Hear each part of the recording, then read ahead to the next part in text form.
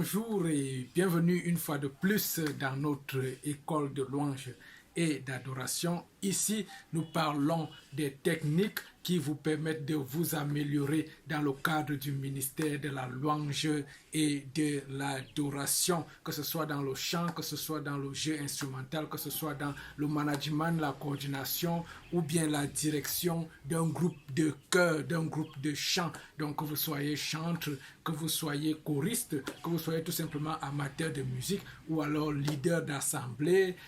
pasteur, dirigeant d'assemblée, et que vous souhaitez d'une manière ou d'une autre participer à construire, à bâtir un ministère de louange et d'adoration au sein de votre assemblée, vous êtes au bon endroit et je vous invite à vous abonner à notre chaîne et à activer la cloche de notification afin d'être informé à chaque fois que nous sortons une nouvelle vidéo parlant toujours du domaine de la louange et de l'adoration. Aujourd'hui, je vais vous donner 3 signes. Nous allons particulièrement nous intéresser à tous ceux qui veulent faire partie de l'équipe. Toi qui cherches un moyen depuis longtemps, toi qui hésites depuis longtemps, toi qui sens qu'il y a un appel dans ta vie, toi qui sens que tu aimerais bien faire partie d'un groupe de chant, d'un groupe de louange, faire partie de l'équipe de louange et d'adoration, mais tu ne sais pas encore, tu hésites encore. Cette vidéo est pour toi parce qu'elle va te permettre d'avoir les 3 signes qui permettent de savoir si on est appelé à faire partie du ministère de la louange et de l'adoration. Donc aujourd'hui, je vais donc vous donner 3 principaux signes qui vous permettent de reconnaître que vous êtes fait pour le ministère de la louange et de l'adoration.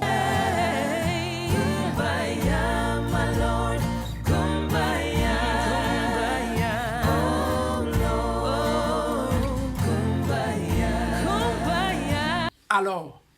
le premier signe qui va vous permettre de savoir si vous êtes fait véritablement pour le ministère de la louange et de l'adoration, je vais l'appeler la profonde conviction. Ce sera la profonde conviction. Si vous êtes convaincu à l'intérieur de vous-même que vous voulez véritablement faire partie d'un groupe de chant et d'adoration, sachez que c'est peut-être une main tendue, c'est peut-être un appel du Seigneur, c'est peut-être un signe que vous devriez véritablement essayer de rejoindre un groupe de chant, un groupe de louange, une chorale, afin de servir Dieu dans le ministère de la louange et de l'adoration. Cette profonde conviction se manifeste aussi par le fait que parmi toutes les activités spirituelles, toutes les activités spirituelles, vous privilégiez, vous mettez en privilège l'activité du chant, de la louange et de l'adoration, que ce soit pendant les moments de prière, que ce soit pendant les moments d'évangélisation, que ce soit pendant les moments de jeûne, de la lecture de la Bible et toutes les autres activités qui font partie de l'activité spirituelle, des actions de l'activité spirituelle. Si vous privilégiez la louange et l'adoration, si vous avez à l'intérieur de vous la profonde conviction que c'est votre ministère, c'est pour ça que vous êtes venu sur terre, c'est pour ça que vous êtes fait, c'est la seule chose dans laquelle vous avez vraiment envie d'apporter quelque chose, d'apporter votre talent, de votre énergie, de votre temps.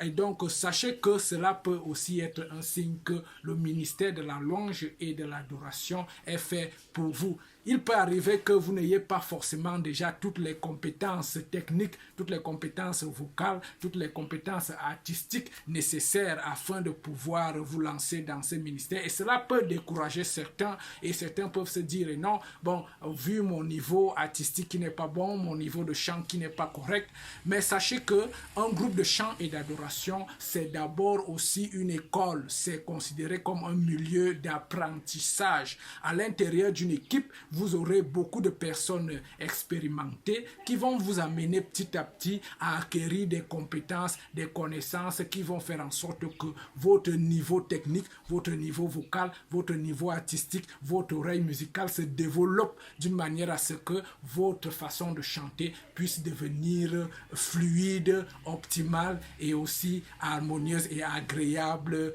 à Dieu. Ça peut aussi arriver que vous êtes très timide ou alors que vous avez peur du public, vous avez une phobie du public. Ne vous inquiétez pas, dans le cadre du ministère de la louange et de l'adoration, dans le cadre d'une équipe bien structurée, bien organisée, vous allez devoir aller au-delà de votre timidité, aller au-delà de votre handicap, de votre phobie, afin de pouvoir non seulement vous intégrer dans l'équipe, mais aussi pouvoir participer, donner du plaisir à chanter pour ceux qui viendront vous écouter et aussi vous prendrez aussi beaucoup de plaisir à chanter parce que la chanson elle va vous délivrer vous-même. La profonde conviction, moi je l'ai ressenti comment lorsque moi j'étais tout jeune et que j'allais à l'église presbytérienne, ma mère était à l'église presbytérienne et je l'accompagnais tous les dimanches, je partais uniquement pour regarder les chorales chanter. Moi, je savais que la seule chose qui me faisait véritablement plaisir dans un culte de louange et d'adoration, dans un culte ordinaire de dimanche, c'était véritablement de voir les chants, les chorales chanter. Et ça me faisait plaisir et c'est la seule chose qui m'attirait vraiment, qui attirait mon attention, qui captivait mon attention. Et je savais déjà au fond de moi que j'avais l'envie de faire cela, l'envie d'exercer, l'envie de servir dans ce ministère.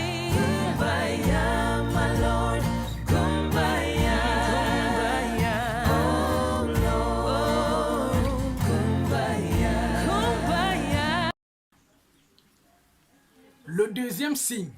qui permet de reconnaître que vous êtes fait ou bien que vous avez un appel pour l'équipe, pour le ministère de la louange et de l'adoration. N'oublions pas qu'ici nous sommes à l'école de la louange et d'adoration et que nous essayons de savoir quels sont les trois principaux signes qu'on peut observer dans sa vie afin de savoir qu'on est fait pour rejoindre l'équipe de louange et d'adoration, pour faire partie d'un ministère de louange et d'adoration. Nous avons dit que le premier signe était d'avoir une conviction profonde à l'intérieur de soi que c'est dans ce ministère-là qu'on aimerait servir, qu'on aimerait apporter, qu'on aimerait être utile à l'œuvre de Dieu. Le deuxième signe va donc être celui qu'on va appeler tout simplement, vous avez des aptitudes musicales extraordinaires. Tout simplement, il y a des gens, vous naissez et puis il y a des gens qui naissent avec des dons particuliers, que ce soit une oreille musicale beaucoup plus fine, vous arrivez à reconnaître, à distinguer les différents types de sons dans un ensemble, dans un chant, dans une musique. Vous avez la capacité de retenir des lignes de basse, des lignes de chant, des lignes harmoniques sans que vous ayez fait un quelconque effort. Vous avez la capacité, par exemple, de reproduire de manière excellente un chant que vous aimez bien, que vous écoutez. Vous retenez très facilement les paroles des chansons que vous écoutez et puis vous avez la capacité de les interpréter, de les chanter naturellement, intuitivement, mais de manière très correcte. Donc sachez que cela peut être un don que le ciel vous a donné, ça peut être une capacité, une compétence que vous avez reçue de la part du ciel et il faudrait peut-être mieux voir dans quelle mesure vous pouvez la mettre au profit du ministère de la louange et de l'adoration, du ministère du chant, afin de participer, afin d'apporter, afin de contribuer, afin de venir donner aussi aux autres, de partager, car la Bible dit que tous les dons que nous les avons pour l'édification des saints, pour l'édification de l'assemblée. Donc ne continuez pas à rester à la maison, à chanter dans votre douche. Essayez de voir autour de vous comment est-ce que vous pouvez rejoindre une équipe de louange et d'adoration, un groupe de louange et d'adoration, une chorale, afin de pouvoir servir Dieu dans le cadre du ministère du chant, dans le cadre du ministère de la louange et de l'adoration. Je peux aussi vous dire que cette aptitude extraordinaire que vous avez peut aussi se remarquer par le fait que vous arrivez très facilement à faire des compositions qui sont des compositions qui viennent de votre esprit, qui viennent de votre tête, que le Seigneur vous inspire, parfois de vos rêves. Vous arrivez à retenir et à faire reproduire des chants qui n'existent pas, ça peut être tout simplement des demi-phrases, ça peut être tout simplement des inspirations, ça peut être tout simplement des mélodies, des lignes de mélodies qui vous sortent comme ça, qui vous viennent et qui sont beaucoup plus orientées vers le chant chrétien, vers le chant de louange, vers le chant d'adoration. Sachez que cela peut aussi être un signe que vous êtes appelé à servir le Seigneur, à servir dans le cadre du ministère de la louange et de l'adoration. Ne négligez pas, ne simplifiez pas tous ces petits signes qui peut-être sont des mains tendues, des appels du Seigneur à votre vie, afin que vous puissiez rejoindre un groupe de chant, rejoindre un groupe d'adoration et servir le Seigneur dans le cadre du ministère de la louange et de l'adoration. Dans mon cas particulièrement, moi j'ai eu très tôt les aptitudes à jouer des instruments, à pouvoir m'exprimer sur le plan instrumental, que ce soit avec des percussions au village. Moi, j'ai commencé par des percussions. Moi, j'avais cette aptitude-là de faire toujours l'extraordinaire avec des percussions simples. Chez nous, nous avons un tam-tam que nous appelons l'onkoul. C'est un tam-tam tout simplement traditionnel. On le joue avec des baguettes. Et moi, quand j'arrivais sur le tam-tam, je faisais des merveilles. Tout le monde était épaté, tout le monde était étonné. Et donc, je n'avais pas été formé, je n'avais pas été chez un grand maître, quoi que ce soit. Mais j'arrivais à reproduire tout son que j'entendais. Je pouvais aller dans une veillée, dans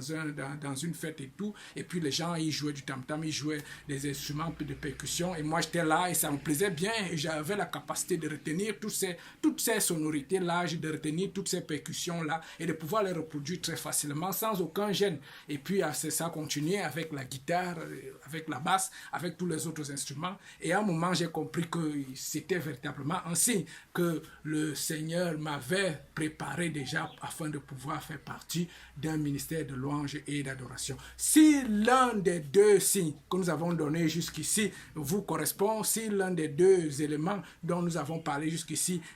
vous l'avez déjà observé dans votre vie, je vous invite à aller dans le lien de la description de cette vidéo. Vous trouverez mes deux ouvrages, l'un intitulé Bâtir un ministère de louange et d'adoration, guide simplifié pour leader d'assemblée, pasteur, homme d'église, chrétien et choriste, et l'autre intitulé Comment progresser dans le chant choral.